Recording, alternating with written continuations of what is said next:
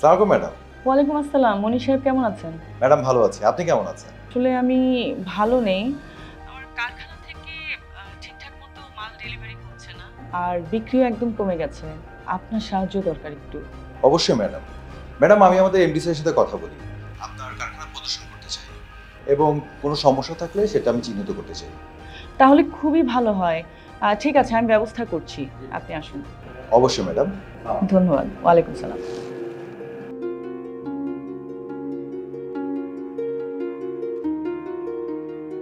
পরিচয় হন, উনি মনির হোসেন। উনি কুপার্সে আছেন কোয়ালিটি অ্যাসুরেন্স ম্যানেজার হিসেবে। আজকে এখানে এসেছেন আমাদের ফ্যাক্টরি পরিদর্শন করতে।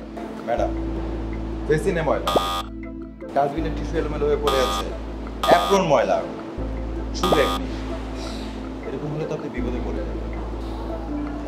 আরো অনেক কিছু আছে, আসুন দেখেন। চলুন।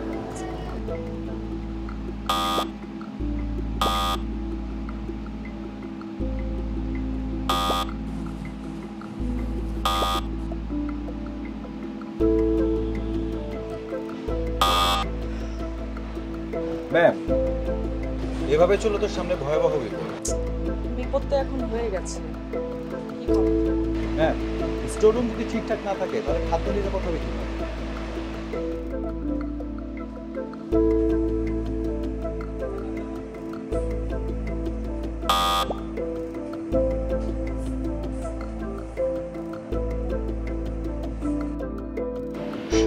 ম্যাডাম আপনি চিন্তা করবেন না, এই সমস্যার সমাধানে একটি সুন্দর ব্যবস্থা আছে, 5S এবং জিএমপি পদ্ধতি, যা খাদ্য নিরাপত্তার উত্তম চর্চা।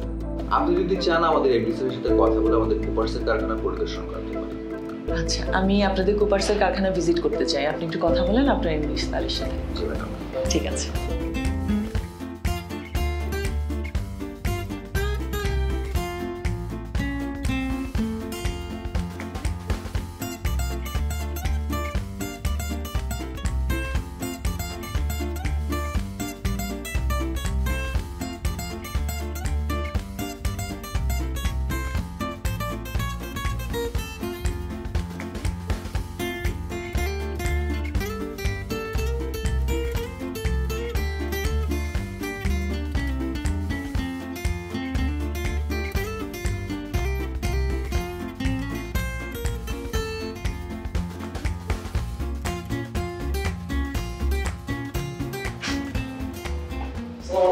ওয়ালাইকুম আসসালাম।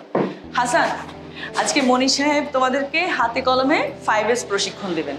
আমি এর মধ্যেই 5S কমিটি গঠন করেছি। কিন্তু ম্যাম আমরা তো 5 সম্পর্কে কিছুই জানি না। মনির সাহেব শুরু করেন। এখানে কি আমাদের সবগুলো বক্স লাগছে? জি না স্যার। যে বক্সগুলো লাগছে না সেগুলো আলাদা করে সরিয়ে রাখো।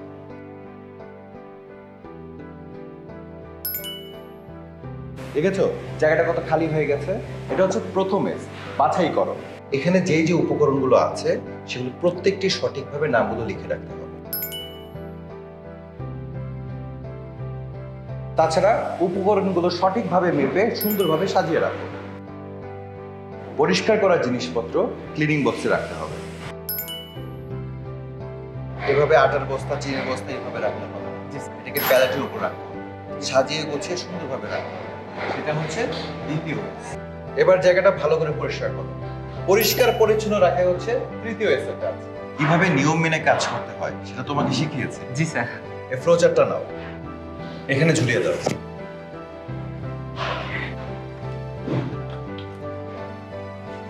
এভাবে নিয়ম মেনে কাজ করাই হচ্ছে চতুর্থ এস এর কাজ। আজকে যা যা শেখানো হলো সেটা নিয়মিত চর্চা করতে হবে। জি স্যার। নিয়মিত চর্চাই হচ্ছে পঞ্চম এস এর কাজ। আজকে ট্রেনিং কেমন লাগলো? খুবই ভালো স্যার, এতে কাজের মান ও নিরাপত্তা নিশ্চিত থাকবে। স্যার আমি আমার কোম্পানির সব জায়গায় 5S যেন সম্পূর্ণভাবে সবাই বুঝতে পারে সেটা নিশ্চিত করব।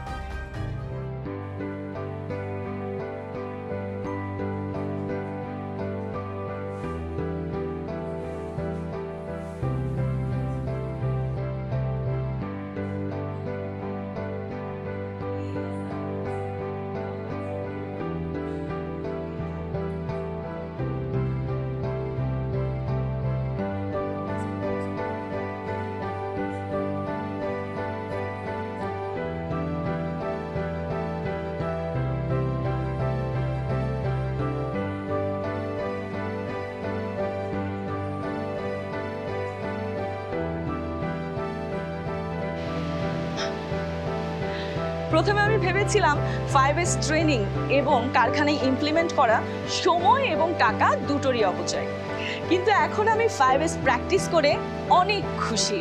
আমি প্রতি মাসে 5S কমিটির মিটিংয়ে অ্যাটেন্ড করি এবং মনিটরিং চালিয়ে যাই। বিভিন্ন সেকশনের ম্যানেজারদের কাছ থেকে ইনফরমেশন নিই যা আমাকে সিদ্ধান্ত নিতে সাহায্য করে। 5S অ্যাপ্রোচকে অনেক ধন্যবাদ। আমার কর্মীরা আগের চাইতেও বেশি দক্ষতা এবং আনন্দের সাথে কাজ করে, আর গ্রাহকদের অভিযোগ অনেকাংশে কমে এসেছে। কুপার্সের মতো হওয়া এখন স্বপ্ন নয়, এটাই এখন বাস্তবতা।